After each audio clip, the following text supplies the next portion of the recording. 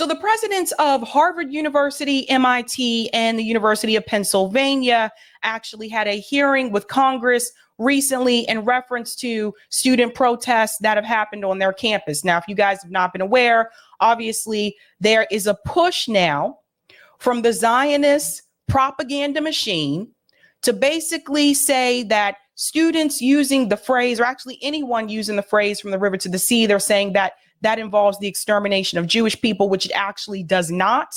We'll get into that. But now they have put pressure on these presidents of these specific universities. Now, some of you know this. If you're new, you may not. I worked in higher ed for over 10 years. I actually had the experience of working at Harvard University and MIT. I did not work at UPenn, so I can't really speak about the experiences there and what it's like to be on that campus. But I can speak about the experience from Harvard and MIT. So you have someone to talk about this that has actually worked at those schools. Imagine that. So we're going to go ahead and get started with this clip here from one. This is the testimonial here. This is the president of Harvard University, MIT, and the University of Pennsylvania, and they are basically being interrogated here by members of Congress. Listen to this. At MIT, does calling for the genocide of Jews violate MIT's code of conduct or rules regarding bullying and harassment? Yes or no? They've targeted at individuals, not making public statements. Yes or no? Calling for the genocide of Jews does not constitute bullying and harassment? I have not heard calling for the genocide for Jews on our campus. But you've heard chants for intifada. I've heard chants, which can be anti-Semitic depending on the context, when calling for the elimination of the Jewish people. So those would not be according to the MIT's code of conduct or rules? That would be investigated as harassment if pervasive and severe. Ms. McGill, at Penn, does calling for the genocide of Jews violate Penn's rules or code of conduct? Yes or no? Let's pause here for a second. So you see what they're doing? So this is Miss Stefanik, right? So what they're doing is they're saying that the chants that the students were making is calling for genocide of Jewish people. The students have said multiple times that is not what those phrases refer to. If you speak to people who are Palestinian, you talk to people that have been to Gaza, they will also tell you that is not what those phrases mean here. But what you have to understand is you have to understand how the propaganda machine works, and more importantly, the PR machine. What they're doing is they're trying to make you focus on phrases, and they're trying to demonize those phrases as being anti-Semitic. And they're doing that so that you are now no longer paying attention to the actual genocide that's happening of the Palestinian people in Gaza. This is a PR strategy that has worked time and time again. And we'll get into a little bit more details later on about how PR strategies work in effort to smear people. So you got to understand, organizations like AIPAC, some of these billionaires that are also attached to the Israeli lobby, people like Bill Ackman, who we'll get into in just a second, you have to understand that these organizations and these people who are very powerful, these billionaires, they know how to do PR strategy 101. They are very successful in doing this. So now that all your attention is on these university professors and the phrases that the students used on campus, this diverts your attention away from the actual genocide that is happening in Gaza. No. If the speech turns into conduct, it can be harassment. Yes. I am asking specifically calling for the genocide of Jews.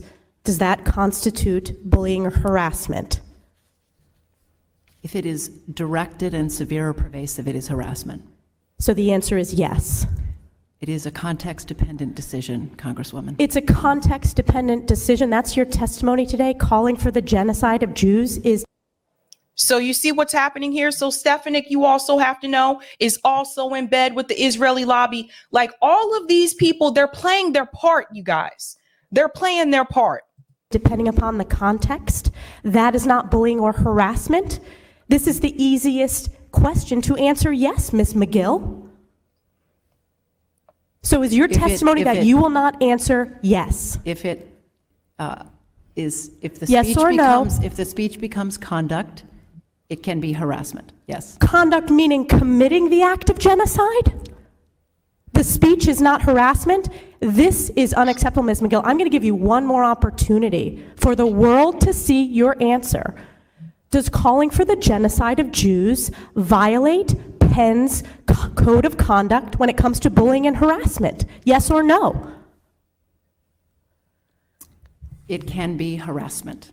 The answer is Let me say something here. What you have to understand is that rules and policies that universities have can be very vague. The language can be very vague. And I'll give you an example of one later on when we get to a tweet that talks about that now that the University of Pennsylvania is now changing their rules in reference to free speech on campus. And they also noticed, this could be a problem because the rule that they instated is actually very vague. And we'll get to that because I want you to understand when universities create these rules, they're not very specific. They're kind of vague and they can be applied in different ways to different people, to different situations. And I always felt like that was on purpose so that the university wouldn't be held liable about certain, specific situations. But that's the thing. This is why the president, who's no longer the president of the University of Pennsylvania, that's why she's saying it depends on the situation, because the rhetoric that the university has is vague and it's vague on purpose. Let's continue. yes. And Dr. Gay, at Harvard, does calling for the genocide of Jews violate Harvard's rules of bullying and harassment? Yes or no? It can be, depending on the context. See? What's the context? Targeted as an individual, at an individual. It's Severe, targeted at pervasive. Jewish students, Jewish individuals. Do you understand your testimony is dehumanizing them? So that's not completely true either, because some of the protesters are Jewish students. So just think about that. So you see the problem? This is why she's saying, again, this is the president of Harvard. She is saying it depends on the context, because it really does. And not just in reference to this situation, but other situations as well. For example, if a campus has a policy that says you cannot have hate speech, etc., well, what is defined as hate speech? So what if they have a rule that says, well, you cannot use the N-word, towards people on campus or whatever? Okay. What about when the N-word is used in rap songs and it's not used with an ER at the end? Does that constitute as the same in reference to some type of hate speech? So you see, this is what I'm saying. Universities are known for doing this. It's very vague. And again, they do that to protect themselves. But again, you have to understand Ms. Stefanik, again, she's also tied to the Israeli lobby, like she's doing her part. Let's continue. We're about to wrap this part up and then we'll go on. Do you understand that dehumanization is part of anti-Semitism?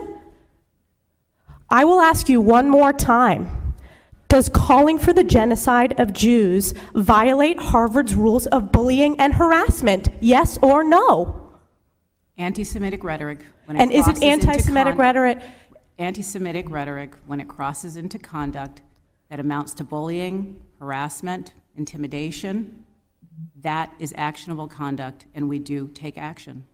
So the answer is yes, that calling for the genocide of Jews violates Harvard Code of Conduct, correct? Again, it depends on the context. It does not depend on the context. The answer is yes, and this is why you should resign. These are unacceptable answers across the board. Let's pause here. You see? You see what's happening? Now, the university professors are actually correct. It does depend on the context. That's the thing. Now, if you look at the policy and you look at the rules on campus, does it tell you it depends on the context? No, it doesn't. Again, it's vague. Now, let's move on, because the president of the University of Pennsylvania, after this hearing, has decided to resign. Let's go ahead and get into that clip. The president of the University of Pennsylvania, Liz McGill, has resigned, and we've just gotten word that the chair of the University of Pennsylvania's Board of Trustees, Scott Bach, has also resigned, effective immediately. The UPenn controversy began spiraling earlier this week after McGill's testimony before Congress about anti-Semitism on campus. Specifically calling for the genocide of Jews, does that constitute bullying or harassment? If it is directed and severe or pervasive, it is harassment. So the answer is yes. It is a context-dependent decision, Congresswoman. It's a context-dependent decision. That's your testimony today. Calling for the genocide of Jews is depending upon the context. That was Tuesday, and this was the cleanup attempt by Liz Magill on Wednesday. In that moment, I was focused on our university's longstanding policies aligned with the U.S. Constitution, which say that speech alone is not punishable. These policies need to be clarified and evaluated. Notice what she just said there. She said the policies need to be clarified and evaluated. See what I was telling you about how it's vague language? Well, they did decide to clarify it, but apparently that's going to be a problem too. We'll get into that. That obviously was not enough. And of course, she has now stepped down. So has the chair of the Board of Trustees at the University of Pennsylvania. And we have team coverage on all of this. CNN's Polo Sandoval, Matt Egan. Polo, let me start with you. What's the latest? What can you tell us? The developments have been swift moving here, Jim, with Liz Magill tonight announcing that she will be stepping down amid that growing chorus of calls asking for her resignation in light of that testimony that she offered in Washington just this past Tuesday. In a statement released by the university, we have learned that Magill is expected to remain tenured as faculty at Penn Carey Law, and that she has also agreed to stay on at least until the interim president can potentially be appointed. For some context here, Magill has been under growing scrutiny for her handling of anti-Semitism on campus, and that testimony that was offered on Tuesday was really the last straw here, mainly referring to that, or at least her inability to just unequivocally say that any mention of genocide of Jewish people would be against the code of conduct at the university. We should also mention that, we heard from other university officials tonight, including one that we'll talk about here in a few moments, basically trying to paint a clearer picture of what he believed played out on Tuesday, saying that Magill was, quote, over-prepared, that she was over-lawyered, and essentially provided a legalistic answer to a moral question. So what you have now is coming from the now former chair of UPenn's Board of Trustees, trying to explain what was an absolutely disastrous testimony that played out on Tuesday. Okay. So here's what people have to understand, because this all started with one gentleman in particular. Let me go ahead and pull this up, because I want people to understand the gentleman that you see on the thumbnail, Bill Ackman. Bill Ackman is a billionaire. He is one of the billionaires that donated to RFK Jr.'s campaign. He's one of the billionaires that said he's pro-free speech and he's against censorship. He was heavily against the mandates, for example, so he spoke out against that. So there's this club of like billionaires that all got on this free speech campaign when it came to mandates in this country, that got on the free speech campaign when it came to the war in Ukraine. But the moment the tide started to swift and it went to Israel, things started to change. So Bill Ackman, let me pull him up. This gentleman here, he is the one who started all of this. What Bill Ackman did is he wrote a letter to Harvard University. He is a Harvard alum. He wrote a letter saying that he was very disappointed in the university with them not pushing back against the protests that were happening on campus. He was one of the first notable people to say that those protests were anti-Semitic, to say that those protests were terrifying to Jewish people. Again, you got to understand, this is to take your attention away from the suffering and the occupation and the oppression of the Palestinian people that is happening in Gaza. That's what this is about. So people like him, he's one of the ringleaders. He was the one who made the push against the university presidents. And this goes to show you again. So you see how quickly they had a hearing in front of Congress. This goes to show you the amount of power that billionaires have in not just in this country, but in the world. This is who we are up against. This is the people. These are people that we're fighting about. So when I bring up the class war in this country, you got to understand who really controlling things around here. And nobody becomes a billionaire without exploiting people along the way, okay? Now, The Root actually posted an article about him. Oh, I hate that it does that. It says, Harvard first Black president terrifies billionaire Bill Ackman. So let me show you what he said. Billionaire hedge fund manager Bill Ackman went on a racist tirade against Harvard's first Black president, Claudine Gay, on Thursday, claiming she was a diversity hire. Ackman said she would likely not have gotten the role if not for a fat finger on the scale. In his post on X, Ackman claimed to have inside knowledge of the search process, stating that Harvard president searched that the committee would not consider a candidate who did not meet the DEI office's criteria. Now, I got a question here. Why does a billionaire have inside information about Harvard employment search? Whether you agree with DEI or not, you should see the problem with this. It goes on to say, let me scoot down here. Make sure I'm going to the right one. Sorry.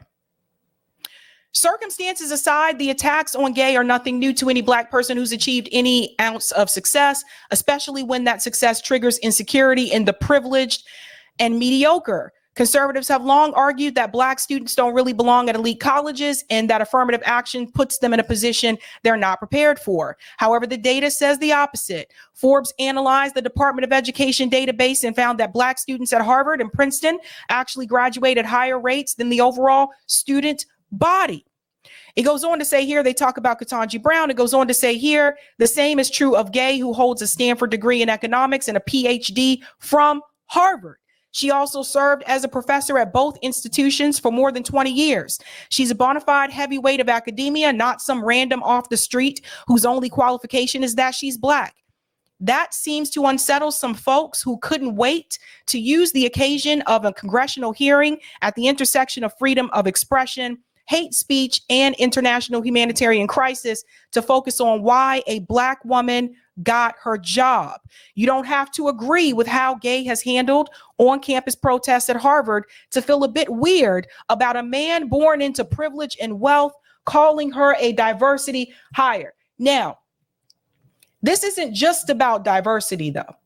This is about someone like Bill Ackman, who is a billionaire, trying to silence the voices that he does not want to hear. The so-called pro-free speech person. But he only wants to be pro-free speech about certain issues, not the ones that make people like him uncomfortable. And this is what people really got to understand. So this guy wrote this letter to Harvard University, posted this information on Twitter, connected with other billionaires in his network, also connected to the Israeli lobby, and they got to work and they started a PR smear campaign. This is why I tell you, you can't trust these people. You cannot trust billionaires. Yeah, I get it. Some of these billionaires, they donate to philanthropies. That's nice. So they'll do good things every now and then. They may be nice to you sometimes. But hell, even a thief will be nice to you and steal your wallet. You have to understand, at the end of the day, when it comes down to it, they are going to protect their class, corporate interest, and not the interests of the working class people and those who are oppressed. Now I want to show you how they do these smear campaigns, because I want people to learn something today. What is a smear campaign? Can you spot and beat one? Smear campaigns are an attempt by powerful figures to undermine someone's credibility and reputation with the goal of distracting public attention from something they are trying to keep quiet. Let's go on.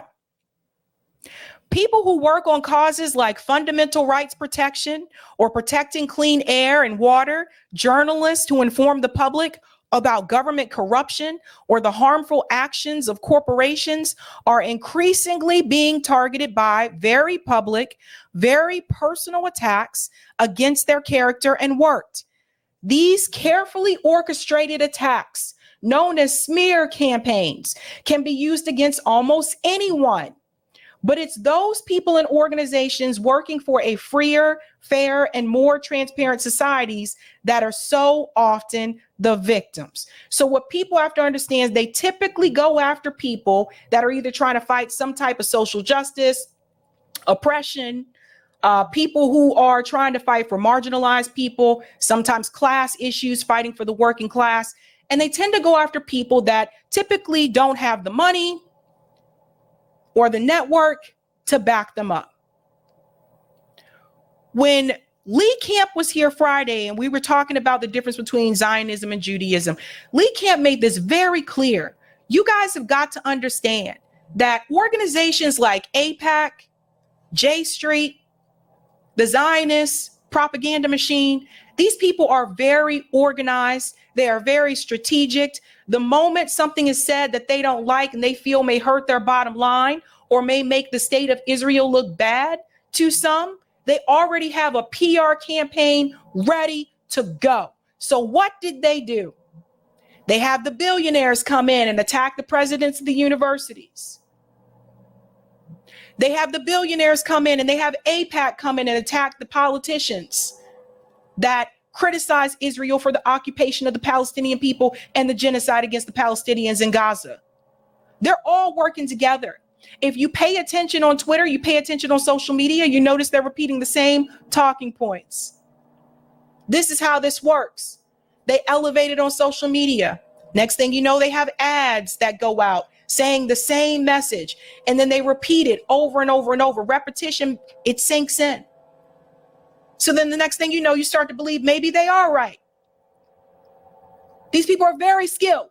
They've been doing this for years. It goes on to say, come down here. What is a smear campaign? A smear campaign is an effort to damage someone's reputation, to undermine their credibility and the public's trust in them, to intimidate them, or even to silence their work altogether. It is done by disseminating damaging propaganda that most often avoids substantive critique of the actual work of the target or any relevant public interest, instead attacks the victim personally or broadly smears or completely misrepresents what they do. So when you heard Stefanik criticizing the protest and the rhetoric that was used, that was an example of misrepresenting what the presidents and the students do at the university. That was misrepresentation. This is done through ad hominem attacks that might make use of distorted imagery or quotations taken out of context. You see how this works? Listen to this. In addition to effort to undermine someone's character or work, smear campaigns are also tools to divert attention. It is almost always the case that a smear campaign is launched by someone like a government, public figure, or a powerful corporation, in part to distract public attention from whatever they are doing or trying to keep quiet. This is a common feature, for example, of smear attacks that are launched against investigative journalists and activists. So we got to wake up, folks. This is what they do. Powerful organizations like AIPAC, powerful people like billionaires like Bill Ackman, people who have a lot of prestige, people who are well known in elite circles, and people who have access to mainstream media in ways that you and I will never have access to it. Who can be the victim of one? Smear campaigns can be used against individuals, organizations, or other groups. They have frequently been used to target politicians, Other public figures, activists, and journalists smear campaigns against the latter two groups, in particular, civil rights and environmental activists and independent journalists and media outlets, have been increasingly common, even in the EU, especially against the backdrop of the pandemic.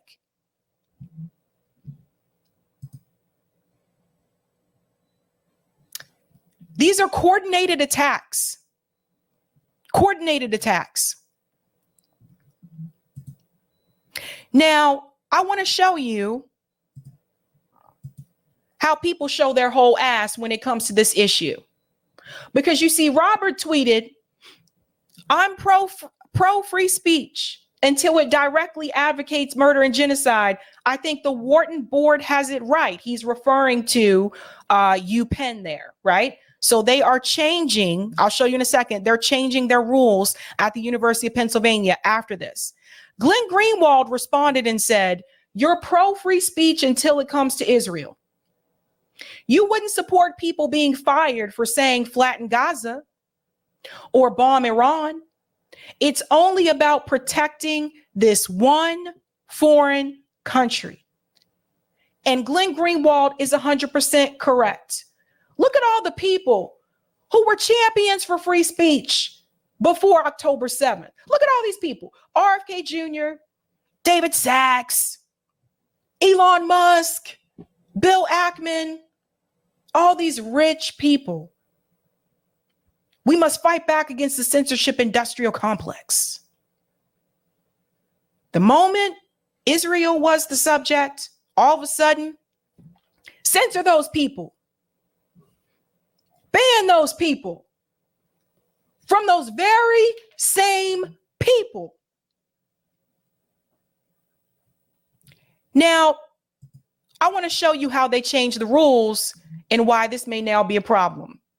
And I tried to warn you something about what universities do. Jonathan Friedman said, oh, wow.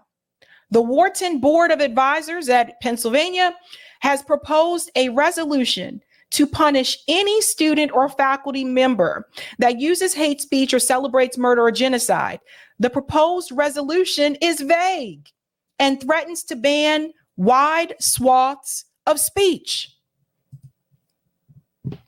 I could have warned you that this was going to happen. Let's see what they're trying to do. It gets worse. Listen. Standards of behavior. Students, faculty, employees will not celebrate or advocate for the murder, killing, genocide, or annihilation of any individual classmate or any group of individuals in our community. Students, faculty, employees will not engage in hate speech, whether veiled or explicit, that incites violence. Students, faculty, employees will not use language that threatens the physical safety of community members. Students, faculty, and employees who violate the above standards of behavior will be subject to immediate discipline. Notice how vague this is. This piece here will not use language that threatens the physical safety of community members. That could be anything. Someone can say something to you and you may feel, oh God, I'm threatened. No. This is the problem with universities. I told you, this is what they do. When they make these policies and rules, they make them vague. Jonathan went on to say, I understand the impulse. Universities must take hate seriously, but this proposal would be unenforceable and likely backfire against what it aims to achieve. This is the risk in a fraught political moment. The institutions overreact and adopt policies that chill speech. He goes on to say, not hard to contemplate a range of scenarios that would confound and complicate enforcement. Could educating about abortion be categorized as advocating for murder by critics? You see the problem? He goes on to say, how would an admin determine when a word is veiled hate speech versus just political provocation? Jonathan, you're starting to see it. What if a student or faculty celebrated the murder of bin Laden? What's to stop an intellectual discussion from being construed as a threat to physical safety? And what's subject for immediate discipline? Sounds like a recipe for knee-jerk terminations or suspensions.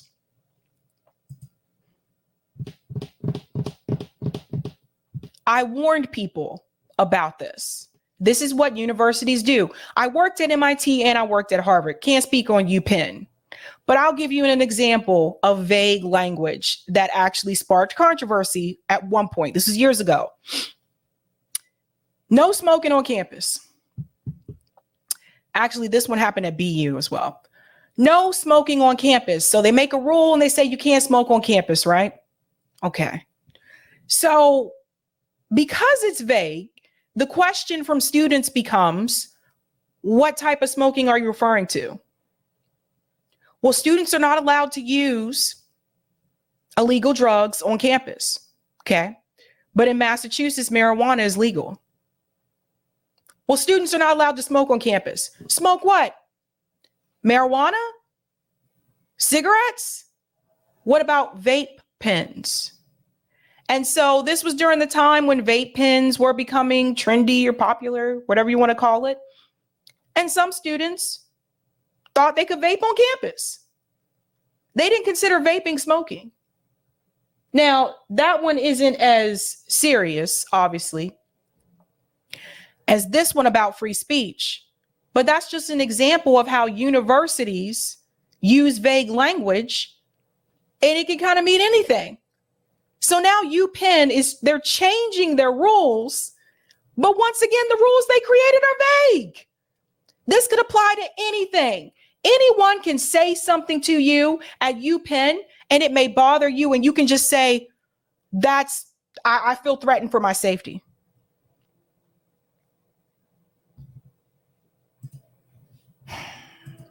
Now, why are universities willing to move this way? I've said this before, especially schools like Harvard and MIT. These universities have relied too long on big money donors. Harvard has the largest endowment in Massachusetts in the United States, the largest. They have donors like Robert Kraft, who owns the Patriots. A lot of their donors are former Harvard alum, CEOs, executives, billionaires, millionaires. These people can pull their money at any time. Why do you think Cornel West was not giving tenure at Harvard University? You think it's because Cornel West didn't do the work? No, because he spoke out in support of the Palestinian struggle. And the donors at Harvard don't like that. At the end of the day, these colleges are businesses. Okay, people like to call them schools. I'm here to tell you, after working at these universities for over a decade, they're no longer schools. It's a business. It's all about making money and getting money. And schools like Harvard, MIT, Boston University, and UPenn, they have relied on donor money for too damn long.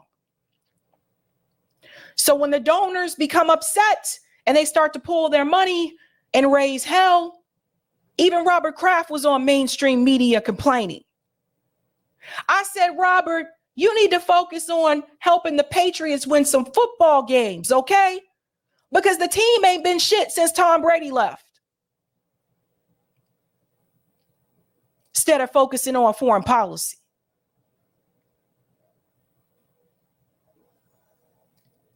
It all revolves around money, people. And billionaires are very powerful people. They're more powerful than the president of the United States. That's what you have to understand. The president is a puppet. The billionaires are above the president. So it's not uncommon for the president to do billionaire bidding. And a lot of these billionaires are in bed with the Israeli lobby. So instead of fighting your neighbor, instead of fighting the person that the Democratic Party and the Republican Party told you should hate, you got to understand who our enemy is. Our enemy is the top 0.01%. That's who our enemy is. And this is why I tell you, as long as you have corporate money in electoral politics, things won't change. All those politicians are bought and paid for, even the ones who did not take corporate money. They went into the party that's corporate. So the moment they get out of line, AIPAC pushes them out. And that's what you see that's happening right now with progressives in Congress, with the squad. And that has been happening for years. It happened to Cynthia McKinney. It happened to Dennis Kucinich. This is what they will do to you people.